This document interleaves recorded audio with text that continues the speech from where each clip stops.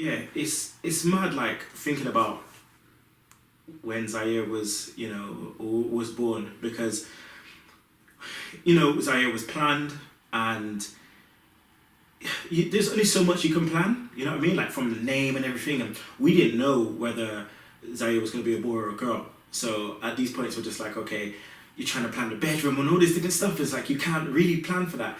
All we could do is Sherelle pick the girl's name, I pick Zaire's name, and it was just mad kind of going through that process. The kind of names that came about was just like just mad. But when I think about it now, like Zaire, it just fits him perfectly. So when it came to getting closer to the time where Zaire was going to be born, like I made sure that I was set, like I knew everything I needed to know, bags packed, I've been watching One Born every minute, I've been reading the Pregnancy for Dummies book, everything, like I'm there, I'm set, good to go. But even that still doesn't prepare you for what's about to happen. So Zaire was born in the morning at 9:30, and it was like, labour wasn't too long, it was kind of quick. But I just remember how I felt at that moment when she's like, Zaire's nearly here. And I'm like, oh, I always said it before. I was like, I wouldn't go down there and see. And then I was there. I was like, yeah, I'm going to see. This is my child, innit? I'm going to see. And I'm like, they've got loads of hair. They got loads of hair. The baby's got loads of hair. And then here, Zaire's here. But at that point, I didn't know whether Zaire was a boy or a girl. And then you don't hear no cry. And you're like, you're all hyped, but you don't hear no cry. And then for a second, you're just making sure that Sherelle's okay, but you still don't hear no cry. And then they take him away and like, oh, something wrong. And then finally you hear the cry. And at that moment, and they hear the cry and then they say, it's a boy. At that moment, I've never felt emotion like it. Like I could feel it from my toes, just because that's one thing as a man, like you have to stay strong the whole way through this whole process, not blinking an eye, like making sure that if your partner needs something, you're there, you know what I mean? Like everything, you have to try and stay strong. So because at the end of the day, it's your partner that's giving birth, they have to go through that emotional, painful kind of thing. And you can't say that, you just got to try and stay strong. So then when now they're cool, baby's here, it's just let loose, and I just literally, I could feel it just coming from all the way up to my body, and I just burst out into tears, like uncontrollable tears. Like first it was obviously my firstborn, and just looking at him and just seeing this a part of me. I'm now responsible for this human. He's here, he's actually here, he's in the flesh, and he's a boy. And I just, every time I looked at him, I just kept bawling. And it was just tears of joy. I will never forget that moment, never forget that feeling.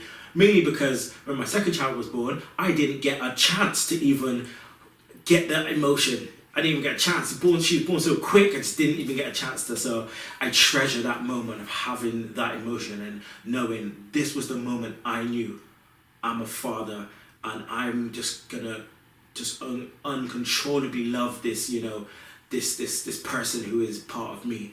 And I just feel proud that I'm able to be a dad.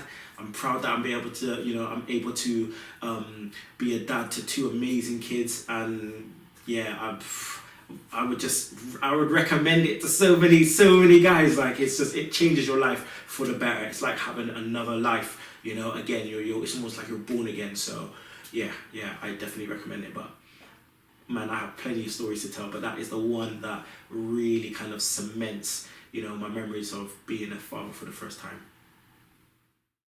I remember, when we found out that we were pregnant, and we were trying and everything, and so Zaire was completely planned. Yeah. I wanted a child by the time I was 26. Amazing. Zaire was born when I was 26. So it was like perfect. But I remember, I went into like research mode. I researched everything. I was like, oh, One Born every minute, all this kind of stuff. Did you have all the apps and stuff as well? Yeah. Pregnancy for Dummies and stuff. So, what did you do during that period of the pregnancy? It sounds very similar. I think I'm quite lucky because Josie's a nanny, so she's used to kids and sort of looking after really young kids and being around parents who are going through the same sort of thing. But she's sort of been my encyclopedia about it all. But we had the apps around sort of cycles and when's the best time, what it's going to be like when they first arrive. And I think it's a little bit different, and in a way, selfishly, I'm glad it happened. But Josie had a low-lying placenta, which meant she had to have a C-section, which she was a bit gutted. She feels like she lost out a little bit on a natural birth, but it made us have to assess things a little bit differently. So, it's an easier birth for the mother, although it's major surgery, but it's a really tough recovery. Like it takes months, and like she still, from a scar 4 years down the line, still gets some issues. But we had to plan that, so we had to plan my work around it, what I had to do, because where sometimes you can maybe stay in bed as a dad because you can't feed or nothing, I had to get up and pick up Charlie and give her to Josie because she couldn't move or do anything like that. So the pregnancy bit I sort of went through Josie. Luckily we had a really good pregnancy, but she sort of helped me through the stages, and we sort of looked at the size. So each sort of week or month you sort of look at what size they are, which was really interesting. But yeah, we had quite a straightforward one. It was more about the planning of as soon as she arrived rather than sort of the bits running up to it, if that makes sense. So what about, during the pregnancy, like leading up, obviously there's the different stages and stuff, and you see the mother of your child kind of going through different stages and stuff, but from a father's perspective, like what was it like for you going through the different stages and seeing her change and seeing, Maya changing?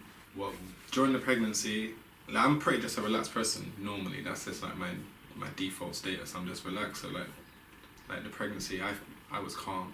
I was so calm, I think I forgot like what pregnancy meant. Like I say this to people all the time, but like, oh, she's pregnant for 9 months, 40 weeks, whatever. And it's only when like she went into labour, I was like, oh, raw, you're having a baby. Do you know what I mean? Like I just forgot she was having a baby for some reason. I was just used to the bump. Like I used to like get excited listening to the baby in the belly, but I just didn't really click. And everyone was like, oh, you're gonna read a book, you're gonna do this. I was like, it's just a human. Yeah. I've been looking after myself for 23 years. It's just a miniature person, so I can do this. But then when the baby was born, I was like, right, I wish I did a little bit more research. Because they just, like when you're in the hospital, they just plop the baby in your arms.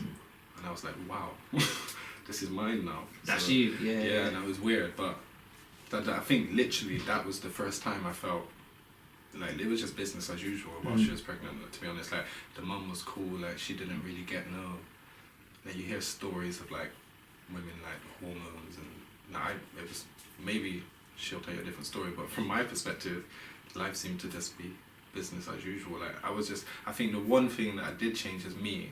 I was just a bit more worried, like because you hear about miscarriages and like every time she got in the car I'd be extra like nervous, like someone might rear end her or like, do you know what I mean? Like so, but after I think like the second, third trimester, I was, there's less risk of that, so you're a bit more calm. But yeah, like it was nice, it's easy. Is there a moment that you remember, with Casper that's kind of, there in your forefront of your memory that you'll never ever forget? I think there's probably a lot, like I do, a lot of it is etched in my head. I think from when he was born, the time he was born was definitely when he was like, she told me to take my top off, like skin to skin sort of thing, and she passed me him, and I like just held him. And I remember like the crazy thing was I could like feel his breath coming out of his mouth, which for me was just like a real time where he was real, I could feel like some air coming out of him. He was like a real human being, like right there, And the same thing for me, I was just bawling my eyes out, like super emotional. But yeah, it was cool. I was just, worried about Amy a little bit. The way it goes, like get rushed into hospital and it's just sort of chaos. Everything's going on, everyone's like, doctors are kicking around and it's just madness, and you sort of feel a bit like powerless, don't you? There's not a lot you can do. And for me, I was like asking them questions, I was like, so what's going on now? How's she doing? Is she alright? Like, is this? And they're just trying to calm me down, and yeah, but, it's all gravy in the end, isn't it? It's all fine, yeah. And what about after, Amy's there, she's had Casper, and, I don't know if she stayed in the hospital for long after, but what about after, when you finally took them home? What was that feeling like? It was alright. It was weird. So he was born in London. We were living in London at the time, and he'd basically so we'd found out that Amy was pregnant. We'd come back to England. We were living away before, so we were living in Switzerland, and we wanted to come back and have a baby, and found, all went well, and she got pregnant pretty quickly, and then found out she was pregnant, and then obviously we were living in North London, like near Harlesden, Wilson Green, and then so she went into labour, and then we ended up taking a black cab to hospital. So we were like fully, like some sort of Love Actually film or whatever. We're getting in a black cab, and she's having contractions in the back, and it's just chaos. Get there, and London's a weird place to have a baby because it's really intense. Like it's just hectic. We came straight out of Paddington Hospital when he was born. He gets put in the you put him in that little carrier for the first time, right? And then we hadn't got a car at this time, so we just load him into the black cab. Drove home, living in like a tiny little flat that we rented. It was grim. It was a horrible place. I'll never forget that. Weirdly, like the flat itself is kind of etched in my head as a place where it all kind of happened. I just remember, because obviously like we came back from Switzerland, it's beautiful mountains and just amazing, and we ended up just staring out into like the Willesden skyline a lot. You spend a lot of time looking out the window, don't you, when they're first born? So it was alright taking him out. I think I was just very like protective over him. I felt a big need to like take care of him because it's a crazy place, it's just noisy and traffic, and they're coming out of the womb into all that. So I just felt like I wanted to look after him, Do you remember, what it felt like when you first found out that you were going to be a dad? Because how old were you then? Well, I was at uni, so I was final year of uni.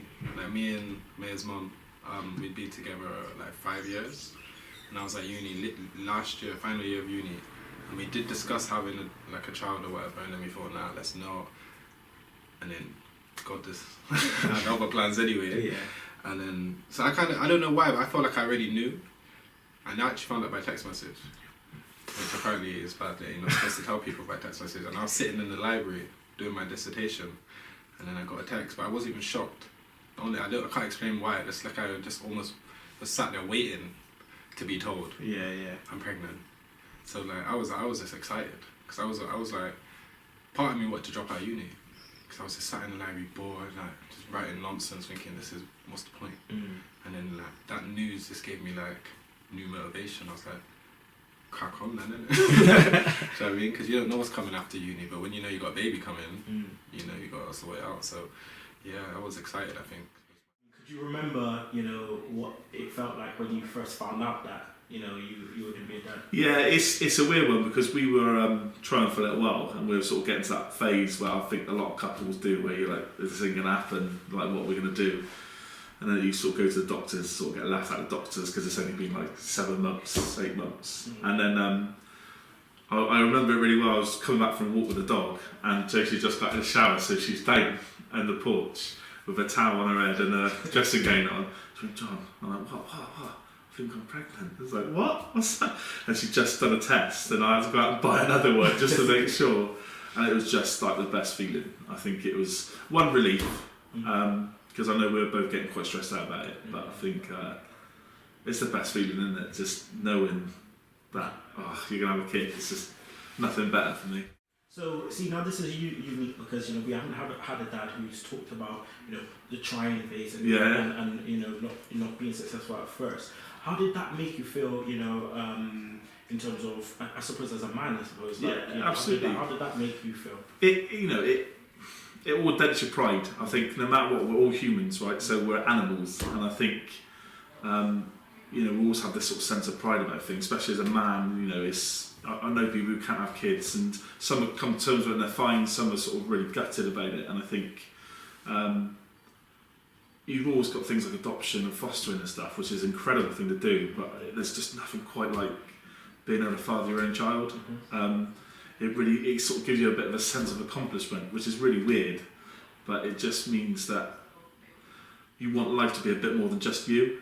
you almost want to grow out of the selfish phase, right? When you're young, you just sort of have a nice sort of, what should we do? Let's go out and get something to eat or something. And like you get bored of that a little bit. So I think it's just, a real sense of pride, relief, because obviously Josie was getting really stressed out because we were worried about, is it one of us? And like I said, we went to the doctors, and a really bit of the like interesting information that we were given was that you've got to be trying for 2 years before they'll step in and intervene. And we never knew that, so we were at sort of like 6 month stage, and we're sort of like, this ain't going to happen, what should we do? And the doctor was just basically like, come back in 2 years, and then we'll talk. So the one bit of advice is just don't stress about it. For anyone that's trying out there now, and just don't stress, just enjoy it and enjoy each other, do you know what I mean? It's it just becomes a chore otherwise, and it just doesn't work.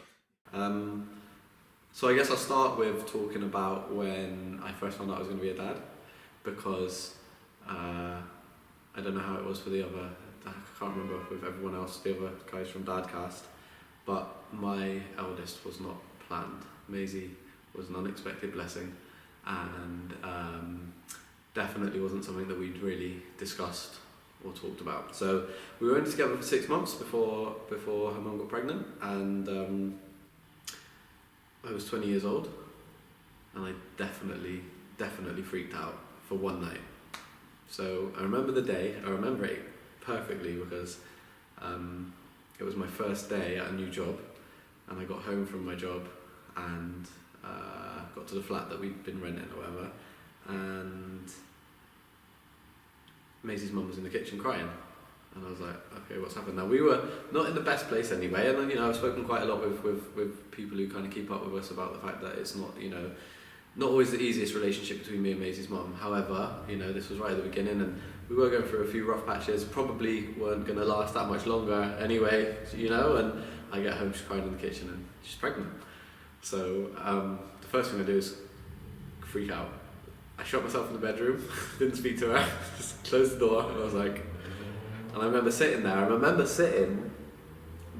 I feel, like, thinking back, I'm like, she must have just thought, like, oh my gosh, like, what the hell? Like, I remember sitting there and thinking, like, this is forever, like, this is now forever, like, until the day I die, I'm a dad, like, I've got a responsibility of someone else, and it really freaked me out. And after that night, I fully embraced it. I was really happy, I was really positive, I felt really good about it.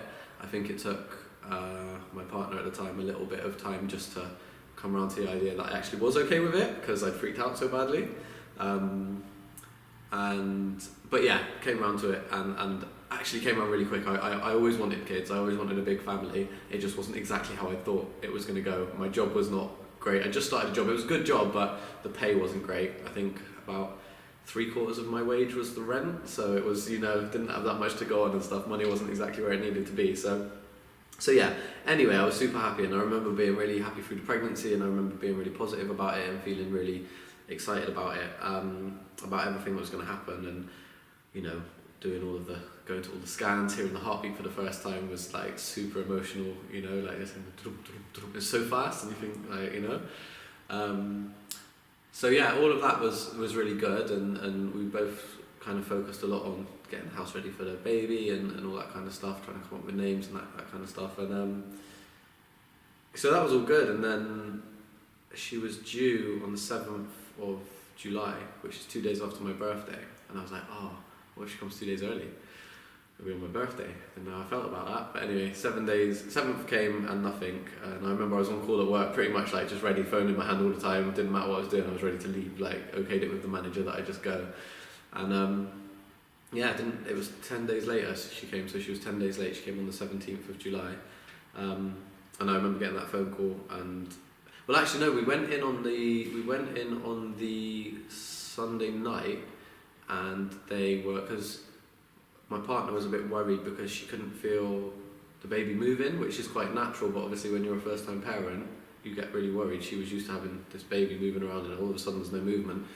Freaked out a bit. We drove up to the hospital, and the nurse ran some tests and got super worried for a minute, and then suddenly went, oh no, I've got it the wrong way up, it's fine. And I was just like, what?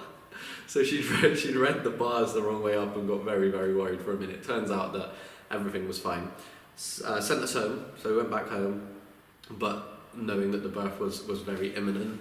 And I'm pretty sure I went to work the next day, came home, got the phone call and came home early, and then we drove up to the hospital, and it was a really short labour. It was a 4-hour labour, and Maisie was born at, I think it was 8:52, I believe, in the evening, something like that. I might have got that wrong. It might have been 10:52. Anyway, yeah, she was born, and I remember that very vividly. I started off during the labour. I started off being nice. I mean, like, it's okay, you can do it.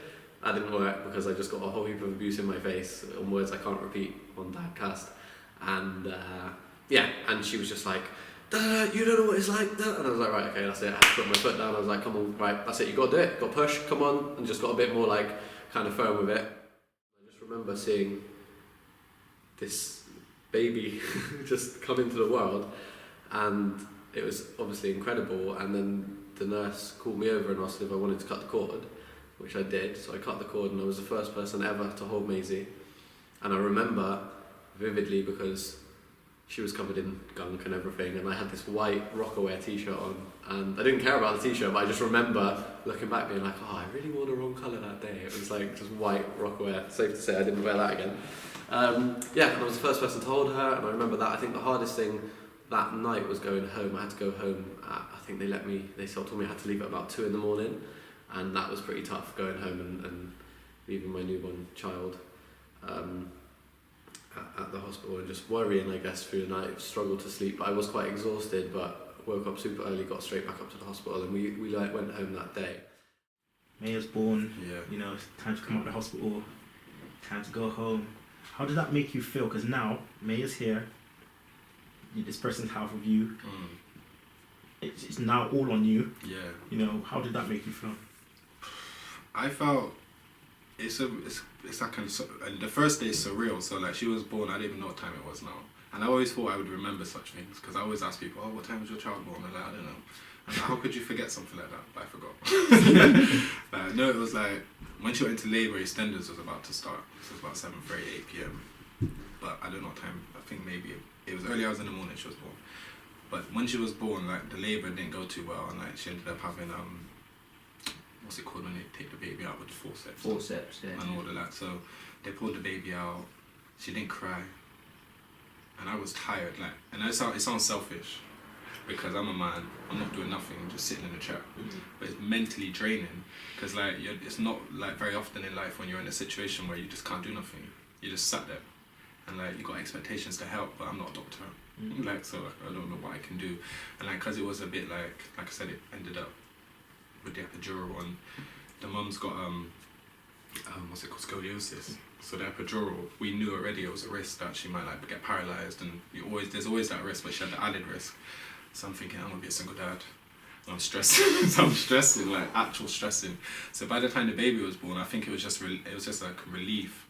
So, and then I went home anyway. The baby was born. I was tired. She was tired, obviously. She went to sleep, the baby eventually, and I went home. Fell asleep on the sofa. Woke up on the sofa like thinking it was a dream.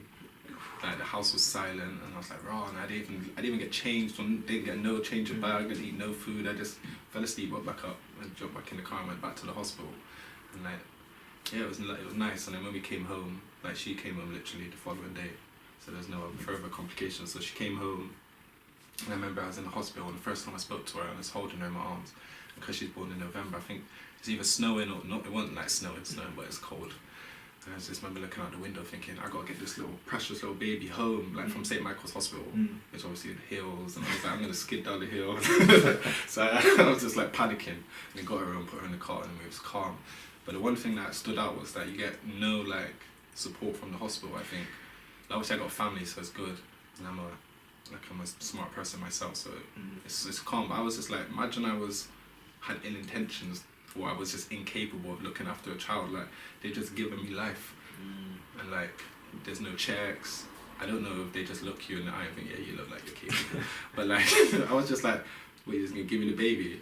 You know what I mean? Like, I just found it really odd. I don't know how it came about that we was going home. I just know that it didn't ever seem like it was an option to stay, to be honest, because there was no complications, and I just, like, I didn't feel like they rushed us, but it was just natural. Like, I went back to the hospital, they do that normal, like, making sure the baby's done, like, sorted the nappy and breastfeeding or whatever, and they was happy, so they just said, we can go home. But it was no, like, we never considered staying any longer. What was the defining moment which made you realise, I'm a dad. Like, this person is half of me. Yeah. I now have, you know, not soul but joint, you know, responsibility of looking after this human being. Like, what moment did that kind of happen for you? It's weird. It sort of happened in 2 stages for me. I think the first time I felt a kick inside Jose made it real, because all of a sudden it's like a little alien, right? And you see it sort of move in the bumps, and you're like, that's insane. There's a little person in there that I helped create. That's the first moment I really thought, oh wow, this is awesome. This is going to be incredible. But I think, like most dads, it's because obviously she came out. They had a C-section. They had to go and weigh her. She cried straight away, which is brilliant, because you sort of like always worry about that when that first happens. But I think it's that first moment of, and you can see it on my face. There's a photo of me holding it in the gown with the gown and everything on, and just looking at her and Josie together, and Josie's smile, and I was just like, this is just, I wouldn't want to be anywhere else in the world right now. And it was literally that moment when I first held her. I think that's probably quite common, but yeah, those 2 moments were sort of like, oh, this is real, and then all of a sudden, like, this is incredible. It's like, I could just see it. yeah, no other feelings come close to it. I remember with Zaire that we went in and we thought, okay, this is it now, and we got told to go home. All right. And you know, that was kind of an agonizing thing, especially when it comes to things like complications. You know what I mean? Yeah. Did you guys ever have any kind of complications going through that may have kind of hit your emotions in a different way? We didn't really, nothing in the pregnancy. So the pregnancy was all pretty good. Bit of, you know, like all the normal stuff, like a bit of sickness and things like that. I think, like, Amy was amazing. So on the day, like, we woke up and she kind of woke up in labour that morning. So on the day was fine, like we were just together. But then when she went into hospital, so she was fine dealing with it. She had contractions like right through the day for like 8 hours. It was going on. You know, phoned the hospital. They said stay at home. It's fine. So we were just, you know, watching TV, and she was dealing with the contractions. But then when we went into hospital, Amy had something called Strep B. You ever heard of that? Mm-hmm. Yeah. So crazy enough, like, they don't test for Strep B in the right. UK, which is totally mad because it can be fatal for the baby. But because we lived in Switzerland before, she basically got pregnant before Casper came along. She lost the baby, unfortunately, at like, I think it's about 8 or 9 weeks. But they test for it routinely. So we'd found out that she was like a Strep B carrier, purely through like accidental, really, you know, like. So found out that she had Strep B. So when it came to Casper being born, we could flag it up, because at that point we wouldn't have even known that you could ask for the test. You could ask to be screened. So, you know, in hindsight, like dissecting that, trying to imagine, you know, like the worst if for any reason it didn't happen. So just feel like super fortunate that, you know, we found out and we knew. So anyway, when she was in hospital, she had to be given like IV antibiotics. Mm-hmm. So when it came to the, you know, her giving birth, she was in hospital, she was dealing with it all sweet, but then they had to get an IV into her, and she's just got like these tiny little veins, so they just can't, you know, like the I can't remember, is it called like the anaesthetologist? Oh, I can't remember. The anaesthetist. Yeah. Anaesthetist that gets the, you know, they deal with like the puncture and getting it in and what have you. And they were just having loads of grief. They couldn't get it in. It was just like, you know, 5, 6, 7, 8 goes and just, you know, like a pincushion. And she was just not, at that point, her contractions like slowed right down. Everything sort of like just became a bit, you know, slower. And but it was cool, you know, they finally got it in, and, you know, they worked through it, and she went through it, and, you know, it kind of all panned out good in the end. Yeah. He was born, and, you know, we just Yeah, it was sweet. The birth of my firstborn, yeah, it was a bit of a... I guess I go back to when labour was kind of starting. So my eldest was due to be born on New Year's Eve, and New Year's Eve came and went, and then yeah, it was a few days later, and it was like, right, you know, nothing was really happening, and so I remember saying, like, you know, sod's law, if we want this baby to come, we need to put ourselves in an awkward position. So we arranged a trip to go see my friends in London. Yeah, so we went to go see one of my boys out there, and I remember when we was watching TV, suddenly Nicola was like, "Oh, are you okay? Is it contractions?" She's like, no, and just kept tampering throughout the day. I was like, "I think they're contractions." And Nicola's like, "No," because you know when you see it on TV, they're always massive. So Nicola was just like, nah, they're not contractions. Like, I don't know what it is, but they're not contractions. We got home later on in the evening, and then throughout the night it just got really bad. So Nicola's like, "I need to go down to hospital." So we went down to the hospital, and they done that thing where they looked and said, "Nope, nowhere near, you're gonna need to go home." So yeah, so off we went back home, and then the next day I had to go into work. So yeah, going to work, leaving Nicola at home in what I believe is early labour, but she was still in denial. Get home, end of the day, and like it got to like the evening, and it was just really bad again, really bad again. So then went down to the hospital. They had a look, and they're like, "Sorry, nothing's happening." So we go home again, but this time when we got home, there was still quite a lot going on. So Nicola was just like, "Nope, it's too much, like I need to go back. So we went back and said that to them, and yeah, they kept her in, done a few checks, and you know, saw that Nicola's water hadn't broke, but they used their little hook on a stick thing in there, broke her waters, and then they had her on like a drip thing, I think, to help her dilate, and then we just kind of played the waiting games. Remember being sat in a hospital room just like all day waiting for things to happen, contractions coming and going throughout the day, being monitored. The pain got quite bad, so Nicola then opted for an epidural because there was still time. So yeah, they done the whole injection in the spine thing, giving her that pain relief. And yeah, I just remember just kind of like, you know, we're like 3 days in, so Nicola's exhausted, and I just remember just kind of trying to keep it all together, and then it got to a point where they normally like the baby to be in the belly, like almost like facing the parent sort of thing, but then what ended up happening is that so the baby had turned so they were back to back, and that was like, you know, it makes it a bit more difficult and all those kind of things. So I say that, I'm probably getting it backwards, but then I just remember that Jess had twisted, Jess had twisted, and so they said that, you know, it's going to be difficult. They're going to prep Nicola for a cesarean. We're going to have to go to theatre. They're going to prep her for a cesarean. They'll try with forceps first, but if it doesn't work, she'll have to have a C-section. So I remember Nicola just sort of like, you know, panicking because they're going to have to operate on her. And I remember them they gave me this set of scrubs, and like, "Mr. Clarkson, put these on." And then I just remember just being in the room, there's like doctor in there, midwife's in there, mother-in-law's in there. I just remember, poof, clothes came off, scrubs went on. And then it wasn't until afterwards I realised that you could just put the scrubs on over your clothes, but it wasn't time to think. I needed to get myself ready for action and into the theatre. So yeah, we went to theatre, big white room with like all different machines and stuff in there. And then there's this like a shortish Asian woman was our doctor, Dr. Hussein, and she was like, "I'm going to give it 3 attempts on these forceps. And if it doesn't work after the 3 attempts, then yeah, we're going to have to give you a C-section." So I remember the bed being like this black, it was almost like black crash mats, small black crash mats, you know, for the arms, for the legs, for the head, and then like a rectangle in the middle for the body. And it was me and a few midwives, 3 or 4 of us, were holding on to Nicola whilst this doctor used the forceps to help my child arrive. First attempt, and I remember we were all like saying, "Nicola's okay, like you'll be fine, we got this."